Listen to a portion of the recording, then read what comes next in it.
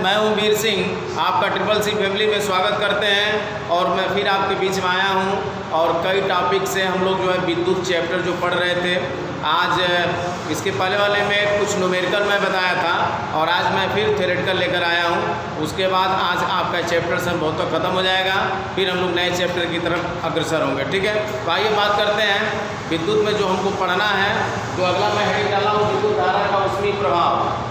बात करते हैं विद्युत धारा का ऊष्मीय प्रभाव। इसको हम लोग पढ़ने से पहले अगर आपने चैनल को सब्सक्राइब नहीं किया है तो चैनल को जरूर सब्सक्राइब कर लें, साथ ही साथ बेल आइकन भी दबा दें, लाइक्स करें, कमेंट्स करें और अधिक से अधिक शेयर करें। अब हम आप पढ़ते हैं अगले जो पायदान है या कह सकते हैं जो हमको पढ़ना है, वो आपका हेडिंग है विद्युत धारा का ऊष्मीय प्रभाव।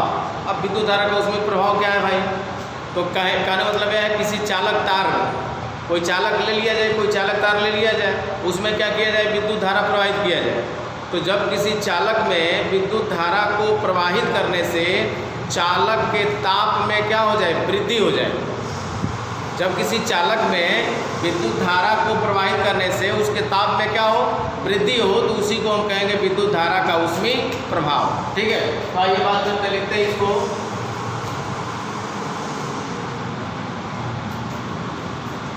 किसी चालक में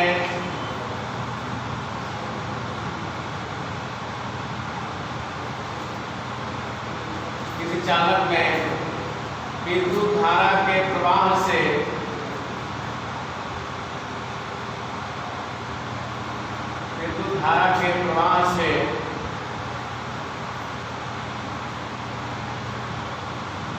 किसी चालक में विद्युत धारा के प्रवाह से चालक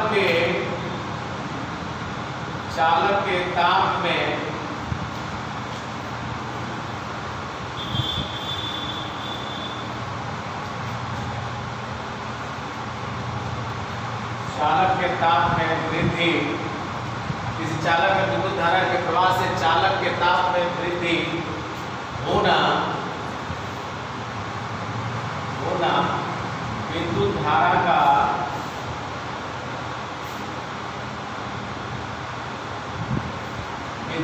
का ऊष्मीय प्रभाव कहलाता है। ऊष्मीय प्रभाव कहलाता है।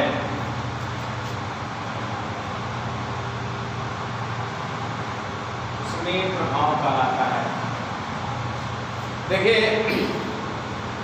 किसी चालक को हम दो तरीके से गर्म कर सकते हैं या उसका टेम्परेचर बढ़ा सकते हैं। पहला तरीका यह है कि उस चालक में विद्युत धारा का क्या करो, प्रवाह कर दो, जिसके वजह से उसका टेम्परेचर बढ़ जाएगा, अर्थात ताप में वृद्धि हो जाएगी। और दूसरा कंडीशन यह है कि अगर हम किसी खौलते जल में, वो पानी गर्म हो, जल खौल रहा है और उसमें क्या करें, तार को डाल दें, तभी उसके टेम्परेचर में वृद्धि हो जाएगी। और दूसरा तरीका यह है कि उसको गर्म करके, जैसे आप उसको खौलते हुए जल में डाल दीजिए, तभी उस तार के टेम्परेचर में वृद्धि होगी। और दूसरा है कि अगर उस तार में विद्युत धारा का क्या किया जाए, प्रवाह कर दें, तब भी उसका टेम्परेचर क्या हो जाएगा, बढ़ जाएगा। तो परिभाषा में लिखा है किसी चालक में विद्युत धारा के प्रवाह से, स्वाभाविक है जब किसी चालक तार में विद्युत धारा प्रवाहित करेंगे तो चालक के ताप में क्या होगी, वृद्धि होती है। वृद्धि होना विद्युत धारा का ऊष्मीय प्रभाव कहलाता है। तो इसको हम कहेंगे विद्युत धारा का ऊष्मीय प्रभाव। और दूसरा तरीका यह होता है कि अगर कहीं खूब जल खौल रहा हो, उसमें क्या करिए, तार के टुकड़े को डाल दीजिए, तभी वो गर्म हो जाएगा, हीट हो जाएगा। जैसे हम जो भी उपकरण देखते हैं, जो विद्युत का धारा का जो प्रवाह होता है, उसके बाद क्या करिए, जब विद्युत धारा कुछ समय प्रवाहित करने के बाद विद्युत को क्या करिए, उसका संपर्क काट दीजिए। उसके बाद जब आप तार को टच करिएगा ना, तो तार गर्म हो जाता है। उसी को कहते हैं कि किसी चालक में विद्युत धारा के प्रवाह से चालक के ताप में क्या हो रही है, वृद्धि। इसी वृद्धि को हम क्या कहते हैं, विद्युत धारा का ऊष्मीय प्रभाव कहते हैं। बात समझ में आ गई? अब उसके बाद हेडिंग अगला होगा चालक में व्यय विद्युत ऊर्जा। हेडिंग डालेंगे चालक में व्यय विद्युत ऊर्जा।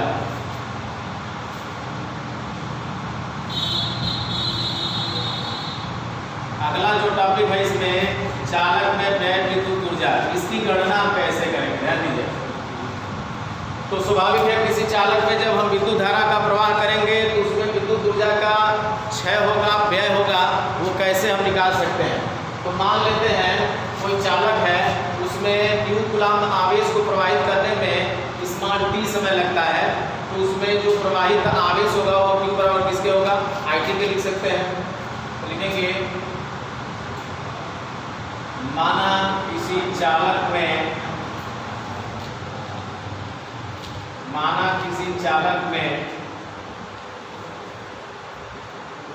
q कूलाम्ब आवेश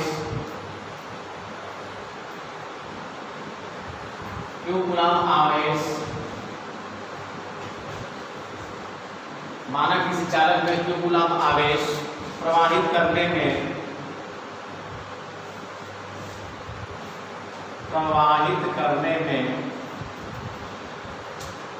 स्मॉल t समय लगता है,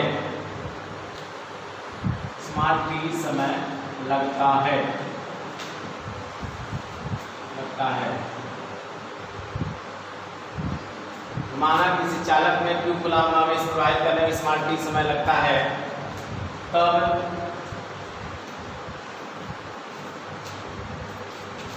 तब चालक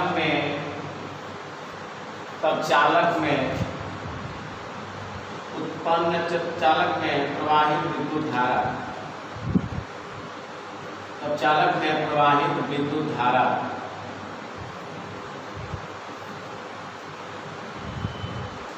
ध्यान से समझिएगा।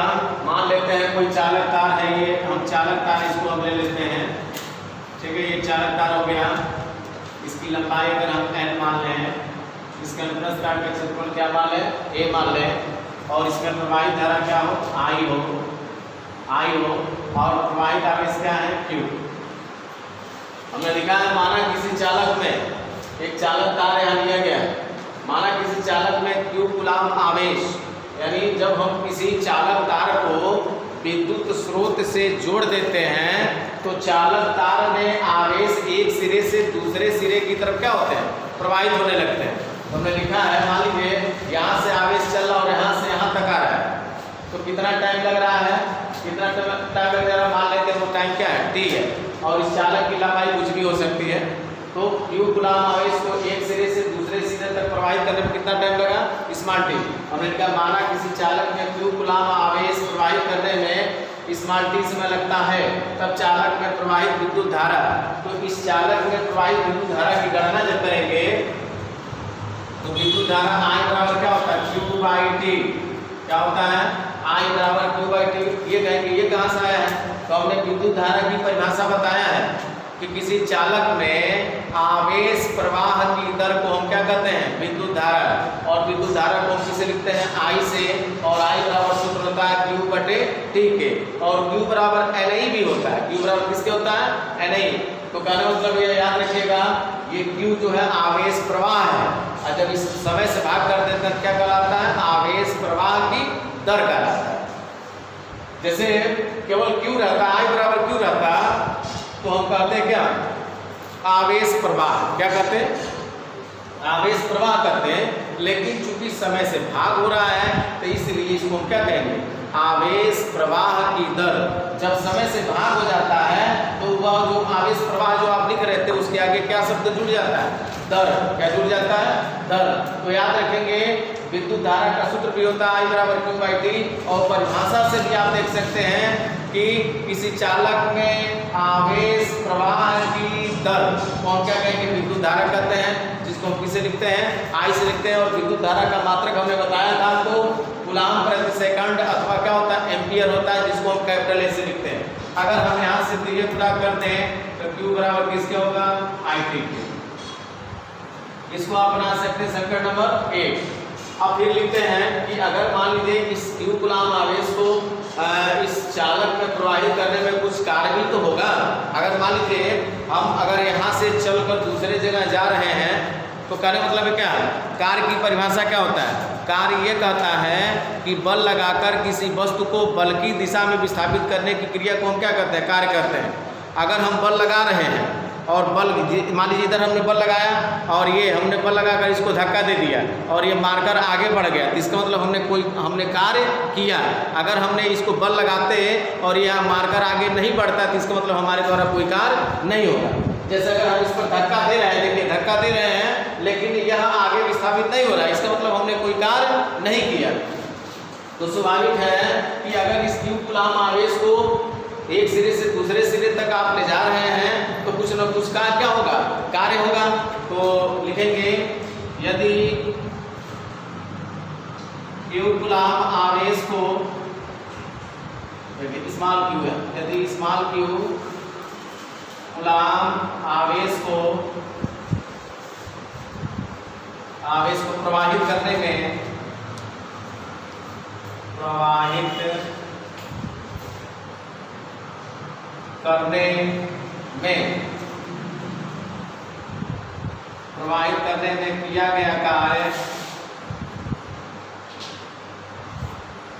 किया गया कार्य कैपिटल W हो, तब विभवांतर की परिभाषा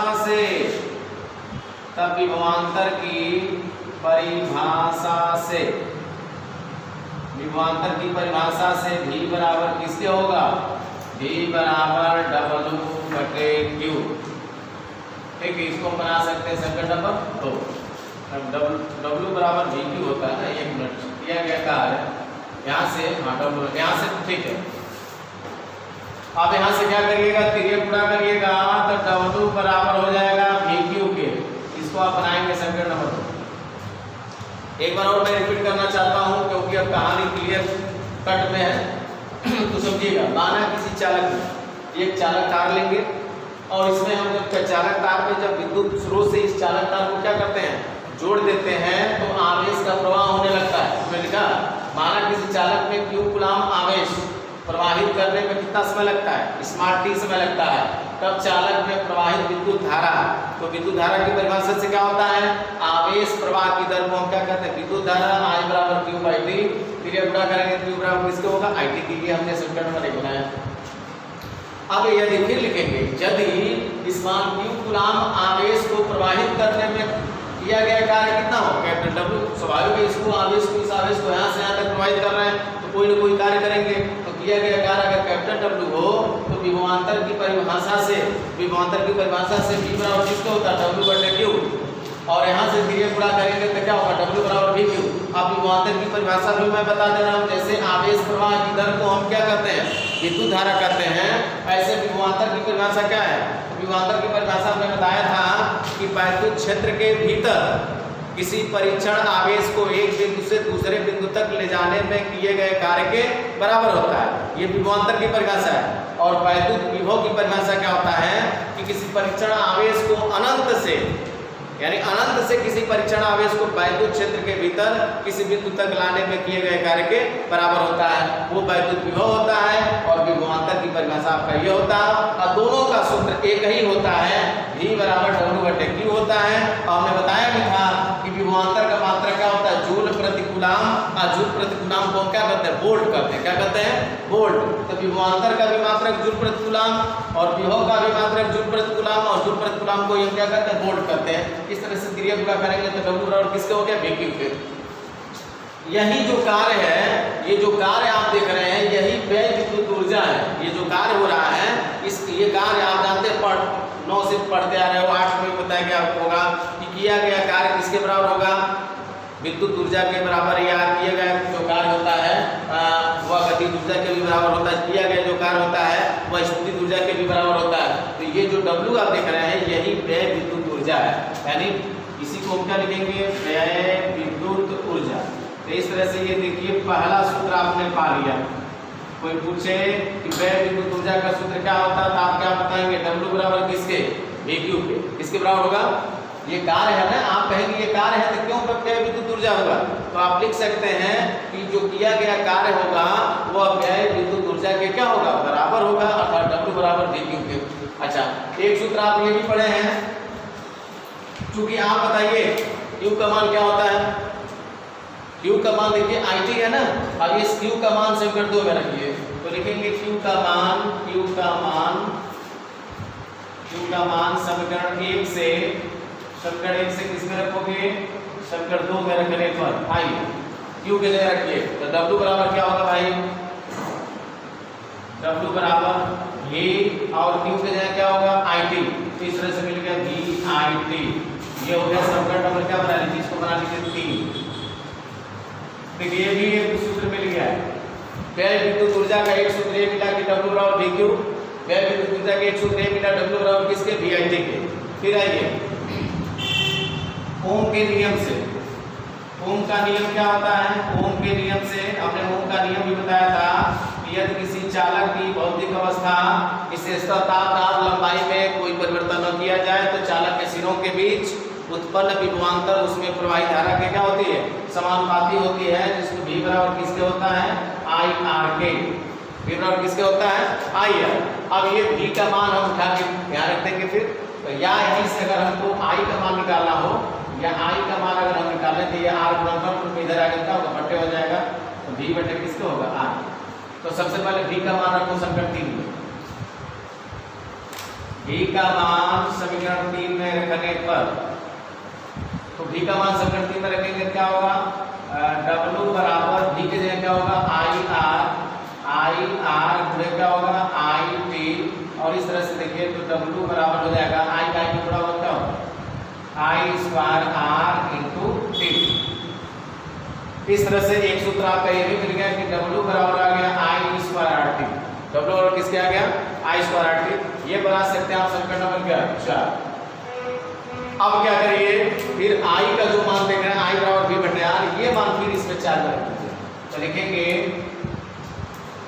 I का मान समीकरण 4 में रखने पर,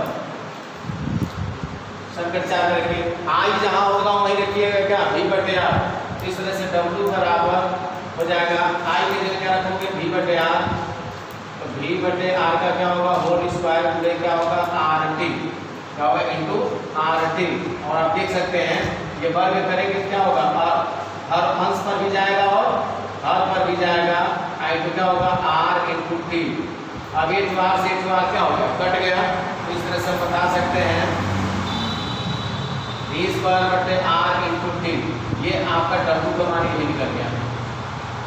और इस तरह से देखिए तो व्यय विद्युत ऊर्जा के 4 सूत्र आपको मिले, कौन कौन, W बराबर VQ, W बराबर VIT, W बराबर I स्क्वायर RT, W बराबर V स्क्वायर बटे R इंटू T। अब इनका इस्तेमाल कैसे आप करेंगे, ध्यान दीजिएगा, इनका इस्तेमाल आप कैसे करेंगे, इनका इस्तेमाल आप सवालों को हल करने में करिएगा। मतलब समझिए, अगर आपका विभवांतर अथवा विभव का मान दिया हो और आवेश दिया होगा, यानी विभव दिया होगा, आवेश दिया होगा, तो व्यय विद्युत ऊर्जा का सूत्र होगा W बराबर VQ। क्लियर। अगर आपका विभव दिया होगा, विद्युत धारा दिया होगा, समय दिया होगा, तो W बराबर क्या होगा, VIT। फिर देखिएगा, अगर विद्युत धारा दिया होगा, प्रतिरोध दिया होगा, समय दिया होगा, तो व्यय विद्युत ऊर्जा का सूत्र क्या होगा, W बराबर I स्क्वायर RT। अगर आपका विभवांतर दिया होगा, प्रतिरोध दिया होगा, समय दिया होगा, तो विद्युत धारा या व्यय विद्युत ऊर्जा का सूत्र W बराबर किसका होगा, V स्क्वायर बटे R इंटू T। एक चीज और समझिए, आप बचपन से पढ़ते आ रहे हैं कि ऊर्जा का मात्रक, कार्य का मात्रक जूल होता है, गतिज ऊर्जा का मात्रक जूल होता है, स्थितिज ऊर्जा का मात्रक जूल होता है, ऊर्जा का मात्रक जूल होता है। तो सबके साथ जो है इन सबके आगे क्या लिखते जाइएगा, जूल। यहाँ भी आप इसका मात्रक जब सरल करेंगे जूल आएगा, यहाँ भी आपका जूल आएगा, यहाँ भी आपका जूल आएगा, वहाँ भी आपका जूल आएगा। तो ऊर्जा का मात्रक आप याद रखेंगे क्या होता है, जूल होता है। बात समझ में आ रही है, तो ये याद रखिएगा। बस एक बार सरसेंद्री का से मैं इसको एक बार और रिपीट कर दे रहा हूँ, फिर उसको आप जो है इसका नोट्स आप बना सकते हैं। देखिएगा, किसी चालक में विद्युत धारा के प्रवाह से, जब भी किसी चालक में विद्युत धारा का प्रवाह होगा तो स्वाभाविक है उस चालक के ताप में क्या होगी, वृद्धि होगी। जब चालक के ताप में वृद्धि होगी तो उसी को हम क्या कहेंगे, विद्युत धारा का ऊष्मीय प्रभाव कहते हैं। ठीक है, क्लियर हो गया। चालक में विद्युत ऊर्जा की गणना आप कैसे करेंगे, ध्यान रखिएगा। माना किसी चालक में Q कूलम आवेश प्रवाहित करने में स्मार्ट टी समय लगता है, तब चालक में प्रवाहित विद्युत धारा I बराबर Q बाई T, क्योंकि आवेश प्रवाह की दर को हम विद्युत धारा करते हैं और Q का मान निकालेंगे IT होगा। यदि Q कूलाम आवेश को प्रवाहित करने में किया गया कार्य क्या हो, कैपिटल W हो, तब विभवांतर की परिभाषा से V बराबर W बटे Q के, W बराबर किसके आ गया VQ के। ये Q का मान आप निकाल के रखे थे IT, या Q का मान उठा के समीकरण नंबर 2 में रखेंगे, Q का मान समीकरण 1 से समीकरण 2 में रखेंगे, तो W बराबर हो गया VIT के। ओम का नियम किस लिए पढ़े हैं, ओम का नियम होता है कि V बराबर IR, तो अब V का मान उठा किस में रखेंगे, V का मान समीकरण 3 में रखेंगे, तो W बराबर V के जगह क्या होगा IR into IT है, I का एक गुणा होगा तो I स्क्वायर RT हो गया, समीकरण नंबर 4 हो गया। या इसी ओम के नियम से I बराबर किसके होता है, V बटे R के भी होता है। I का मान उठा के समीकरण नंबर किस में रखेंगे, 4 में रखेंगे, तो I की जगह हो जाएगा V बटे R का होल स्क्वायर into RT है, वर्ग करोगे V स्क्वायर बटे R स्क्वायर, क्योंकि ये वर्ग तो दोनों पर जाएगा, अंश पर भी जाएगा और हर पर भी जाएगा into RT, 8 से 8 काट दीजिए, V स्क्वायर बटे R into T हो गया। इस तरह से चयन विद्युत ऊर्जा का मात्रक भी लास्ट में सब में जितना मैं घेरा हूँ उसके आगे आप जूल लिखते जाइएगा, ठीक है। तो आई होप आपको ये अच्छे से समझ में आ गया होगा। अब देखिए अगला जो हेडिंग आपका आया है, चालक में उत्पन्न ऊष्मा की गणना। चालक में उत्पन्न ऊष्मा की गणना को समझने से पहले मैं आपको बता दूं कि अभी हम लोग निकाले थे कि W के कितने सूत्र आए थे, 4 था। वैसे W बराबर VIT लिखा है, एक था I स्क्वायर RT था, एक आपका था V स्क्वायर बटे R into T। ये W के 3 सूत्र ये थे और एक जो है W बराबर VQ था, ठीक है। इन सब के मात्रक हमने किस में लिखा था, जूल में। ये भी जूल में था, ये भी जूल में था और ये भी जूल में था, याद रखिएगा। और 1 कैलोरी याद रखेंगे कि 1 कैलोरी बराबर होता है 4.2 जूल के। 1 कैलोरी बराबर कितना होता है, 4.2 जूल के। यानी यह ऊर्जा का सबसे बड़ा मात्रक है, ये नहीं कह सकते हैं कि जूल से बड़ा ये मात्रक होता है। 1 कैलोरी में 4.2 जूल होते हैं। अगर 1 जूल में की बात करें तो ये गुणनफल के रूप में इधर आएगा तो बटे हो जाएगा, अर्थात आप लिख सकते हैं कि 1 बटे 4.2 कैलोरी बराबर कितने जूल के, तो आप कहेंगे कि 1 जूल के। अब आप बताइए इन दोनों में सबसे बड़ा जो मात्रक है, इन दोनों में सबसे बड़ा मात्रक कैलोरी होगा, क्योंकि 1 कैलोरी में 4 जूल, 4 के बाद तक 0.2 है, यानी 4.2 जूल होते हैं। जबकि 1 जूल में अगर देखा जाए तो ये गुणनफल के रूप में है, इधर आकर क्या होगा, बटे हो जाएगा, तो 1 बटे 4 2 कैलोरी हो जाएगा। तो ये आप याद रखेंगे, कैलोरी का मान जो होता है ये 1 कैलोरी 4.2 जूल, या उसको हम कहते हैं 4.18 जूल भी बोला जाता है। अब बात करते हैं चालक में उत्पन्न ऊष्मा की गणना। तो याद रखिएगा, जब किसी चालक में ऊर्जा उत्पन्न होती है और वह ऊर्जा यांत्रिक कार्य अथवा रासायनिक ऊर्जा में नहीं परिवर्तित हो रही है, तो इसका मतलब वो किस में होगी, उसकी ऊर्जा में परिवर्तित होती है। या मैं लिख दे रहा हूँ, यदि चालक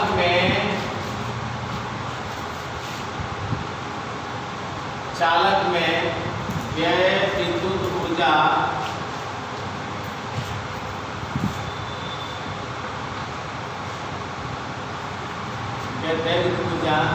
यांत्रिक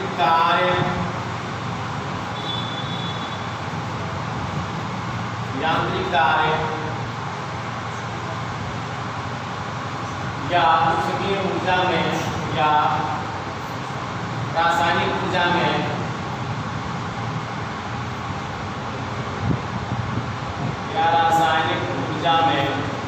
यदि चालक में व्यय विद्युत ऊर्जा यांत्रिक कार्य या रासायनिक ऊर्जा में रूपांतरित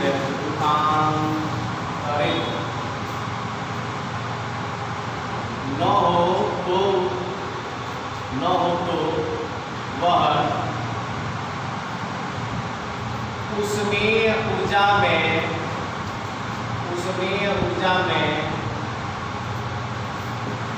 बदल जाता है।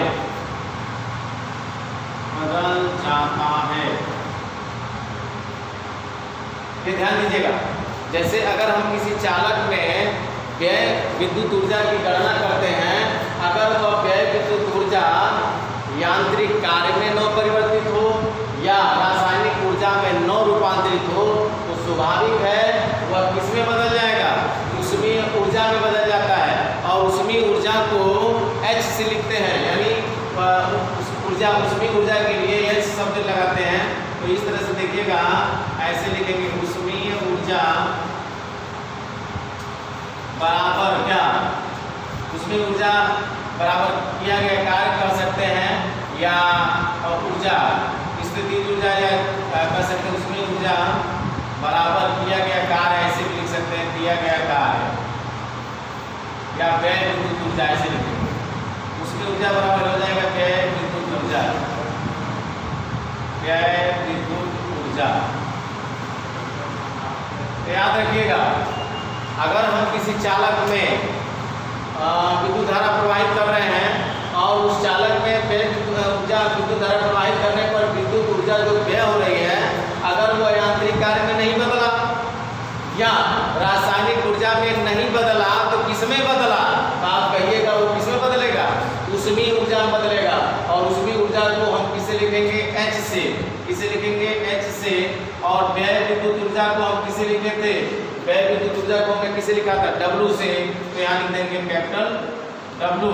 और चूंकि ऊष्मीय ऊर्जा किसमें मापा जाता है, कैलोरी में, किसमें मापा जाता है, कैलोरी में, तो यह W जूल होगा ना बाबू, ये जूल में होगा। और 1 जूल बराबर कितने कैलोरी के होता है, तो 1/4.2 कैलोरी के। तो यहाँ लिख देंगे H बराबर, अब इसमें 1 जूल है ना, यहाँ 1 छिपा होगा, 1 जूल, तो 1 जूल के जगह किससे गुणा करोगे, 1/4.2 से। तो इस तरह से आपका मान आ जाएगा W/4.2 कैलोरी।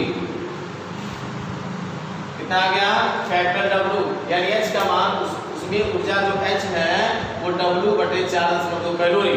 क्यों, क्योंकि 1 जूल यहाँ छिपा है। आप बताइए यहाँ 1 जूल है भी नहीं, और 1 जूल की जगह हमको क्या लिखना, 1 जूल की जगह हमको क्या लिखना, 1/4.2 कैलोरी।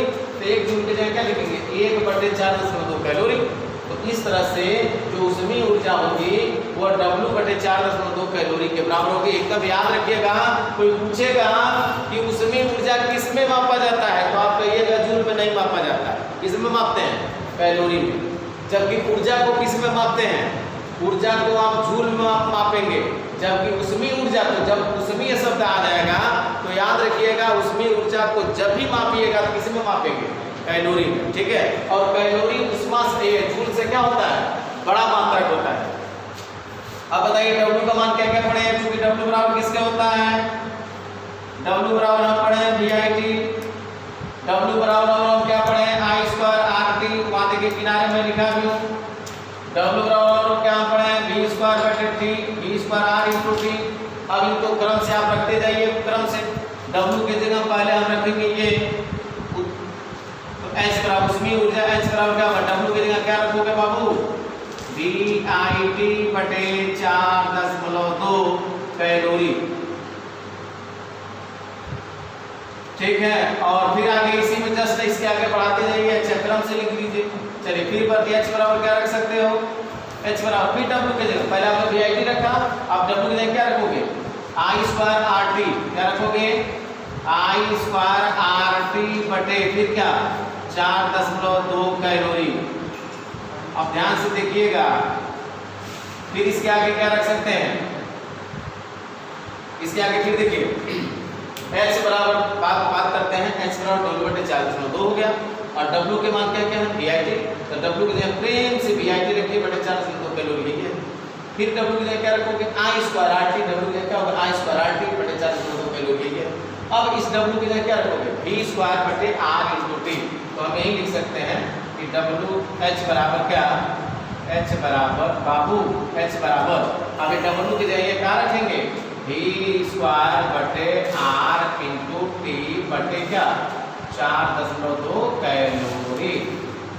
या इसी को हम लिख सकते हैं H बराबर V²T बटे 4.2 R, और यहाँ क्या होगा, कैलोरी।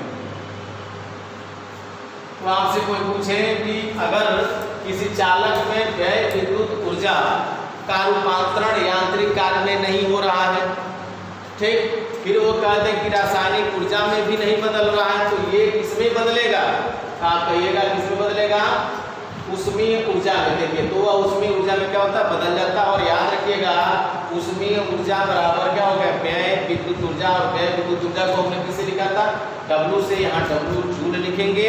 और ऊष्मीय ऊर्जा हमेशा याद रखिएगा जूल में नहीं मापा जाता है, हमेशा किसमें मापते हैं? कैलोरी में। तो 1 जूल में कितने कैलोरी होते हैं? 1/4 कैलोरी।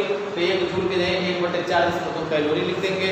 और W का सूत्र हम जानते हैं कि W बराबर हम क्या पढ़े हैं? जस्ट W AIT भी पढ़े हैं, W बराबर I² RT भी पढ़े हैं, W बराबर किसके? V²/R×T पढ़े हैं। तो पापुल क्रम से ये W की जगह यहाँ पहले AIT/4.2 कैलोरी, फिर इस W की जगह यहाँ I²RT/4.2 कैलोरी, फिर इस W की जगह V²R/T 4.2 कैलोरी। इस तरह से ये ऊष्मीय ऊर्जा के तमाम सूत्र निकल गए। बस किया क्या गया है? अरे जो व्यय विद्युत ऊर्जा था उसी में हमने क्या किया? 4.2 से भाग कर दिया। तो जो व्यय विद्युत ऊर्जा था वो किसमें बदल गया? ऊष्मीय ऊर्जा में बदल गया। और हमारा आसानी से ये सूत्र भी क्या हो गया? बन गया। अब अगर परीक्षा में दे दिया कि I का मान इतना, प्रतिरोध का मान इतना, समय का मान इतना, और कह दिया कि ऊष्मीय ऊर्जा की गणना करिए, तो ऊष्मीय ऊर्जा जब भी निकालिएगा तो यह सूत्र लगाइएगा I²RT/4.2। लेकिन अगर यही कह दिया नहीं ऊष्मीय ऊर्जा नहीं निकालना है, आपको व्यय विद्युत ऊर्जा निकालना है, तो जब व्यय विद्युत ऊर्जा निकालिएगा तब क्या लिखेंगे? W बराबर I²RT। और तब किसमें हो जाएगा? जूल में। देखिए अंतर समझिए, व्यय विद्युत ऊर्जा की बात होगी तो जूल में मापेंगे, और ऊष्मीय ऊर्जा की बात होगी तो किसी में मापेंगे? कैलोरी में मापेंगे। यही दोनों में अंतर है। अच्छा, इससे एक चीज देखिएगा निकल आता है। अब देखिए इसमें मैं एक चीज और बता देता हूँ, आप अभी तक नहीं पढ़े होंगे लेकिन आप समझ लीजिए, यहाँ से आप जूल का नियम भी बना सकते हैं।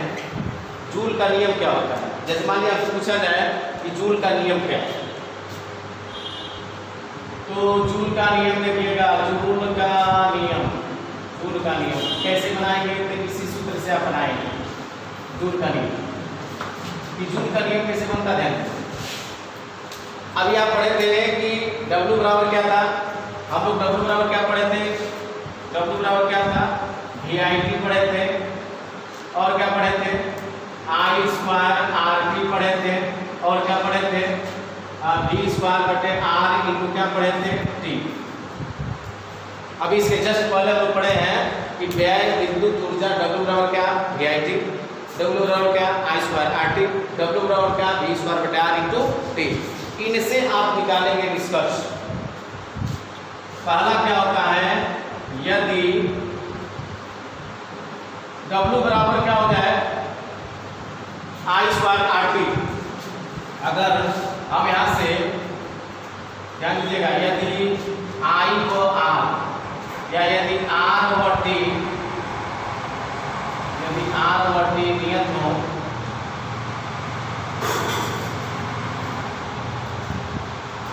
ध्यान दीजिएगा, यदि R व T का हो, आपको इसको देखना है, ये देखना है और इसको देखना है। व्यय विद्युत ऊर्जा W बराबर क्या होता है? I²RT। अब बताइए यदि R व T नियत होगा तो जो W है वो किसके समानुपाती होगा? तो W प्रोपोर्शनल हो जाएगा I²। क्या होगा भाई? देखिएगा, समझिएगा। यदि R व T नियत है तो जो व्यय विद्युत ऊर्जा होगा वह विद्युत धारा के वर्ग के क्या होगा? समानुपाती होगा। यानी यहाँ I में यहाँ स्पष्ट कर दे रहा हूँ, I के वर्ग के। दूसरा कंडीशन है, यदि I व T नियत हो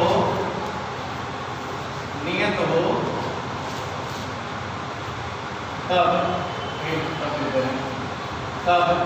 W प्रोपोर्शनल, अगर I और T नियत होगा तो W प्रोपोर्शनल किसके होगा? I। और तीसरा बता सकते हैं, यदि I और T, ये हो गया R के, और क्या बचा? IT के। यदि I व R नियत हो तो W डबल प्रोपोर्शनल किसके, ठीक। मतलब ध्यान दीजिए, इससे निष्कर्ष ये निकल रहा है कि W बराबर आई स्क्वायर आर टी होता है। आपको केवल यही देखना है W बराबर किसके, आई स्क्वायर आर टी। अब आप बताए बाकी इन दोनों को आप अभी अपने दिमाग से बाहर कर दीजिए। तो W बराबर आई स्क्वायर आर टी होता है। अब इन तीनों में देखिएगा किसी दो को नियत कर दें, दो को नियत मैंने फिक्स कर दें। तो जैसे अगर मान लो हम सब R और T को नियत कर दें, R और T नियत हो गया, तो बचा क्या बाबू, W बराबर किसके, आई स्क्वायर के। W बराबर किसका होगा, आई स्क्वायर। तो W बराबर के देंगे, बराबर डायरेक्ट नहीं होता, ये क्या होता है, प्रोपोर्शनल। W प्रोपोर्शनल किसके, आई स्क्वायर। हमने लिखा है यदि R और T क्या हो, नियत हो। अब बताइएगा, अब इन्हीं तीनों में से किसी दो को नियत करना है। अगर R और T नियत करो तो W प्रोपोर्शनल आई स्क्वायर होगा। यदि I और R नियत करोगे तो W प्रोपोर्शनल किसके होगा, T के। अच्छा, यदि T व R यानी I और T नियत करेंगे तो किसके होगा, W प्रोपोर्शनल R। बस बड़ा सिंपल है, कुछ करना नहीं है, बस आपको ये याद करना W बराबर किसके होता है, आई स्क्वायर आर टी। अच्छा ये बताइए इसमें कितने मान है, तो आप कहेंगे 3 मान है। कोई दो ठो नियत कर दीजिए, आज जिसको नियत करिएगा उसको किनारे, जैसे I और R अगर हम नियत करें तो W प्रोपोर्शनल किसके, ठीक है। और T और R अगर हम नियत करें तो W प्रोपोर्शनल किसके, आई स्क्वायर के। अगर ये R और क्या करेंगे, I और R नियत करेंगे तो W प्रोपोर्शनल किसके, ठीक है। तो यही तो है यार, यदि पहले कंडीशन में यदि R और T देखिएगा, यदि R और T क्या हो, नियत हो, तो जब R और T नियत हुई तो क्या बचल बा, आई स्क्वायर, तो W प्रोपोर्शनल आई स्क्वायर।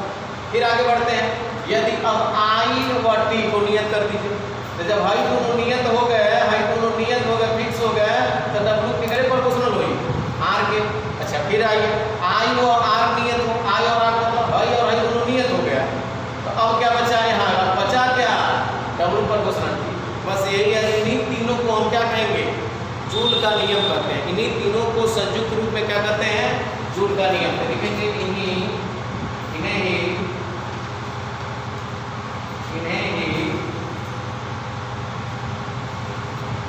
संयुक्त रूप में जूल का नियम कहते हैं, जूल का नियम कहते हैं, ठीक है। तो बात समझ में आ गई होगी, जो मैं बताना चाहता हूँ ये जूल का नियम है। और आपको बस क्या ध्यान देना है कि W बराबर केवल एक सूत्र भी आपको रखना है कि W बराबर किसके होता है, आई स्क्वायर आर टी। बाबू ध्यान से देखिएगा, इसमें 3 मान हैं, 3 में से 2 को फिक्स करिएगा तो W प्रोपोर्शनल जो बचा हुआ उसके होगा।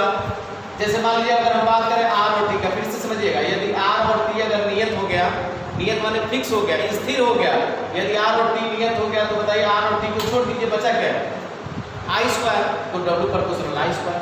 बात समझ में आ रही है। फिर I और किसको नियत कर दीजिए, R को, तो जब I और R नियत हो गया तो क्या बचेगा, I नियत हाई नियत, तो W प्रोपोर्शनल किसके, ठीक है। अब बताइए फिर अगले कंडीशन में अगर I और R नियत होगा तो W प्रोपोर्शनल T हो गया। अब बताइए अगर I और T दोनों नियत हो गए, यदि I और T नियत होगा तो जो का नियत है उसको छोड़ दीजिए और W प्रोपोर्शनल जो बच रहा है उसी के समानुपाती कर दीजिए। बस इन्हीं को हम क्या कहेंगे, संयुक्त रूप में जूल का नियम कहते हैं। तो आई होप आपको अच्छे से समझ में आया होगा, इसमें कहीं इपट नहीं होगा।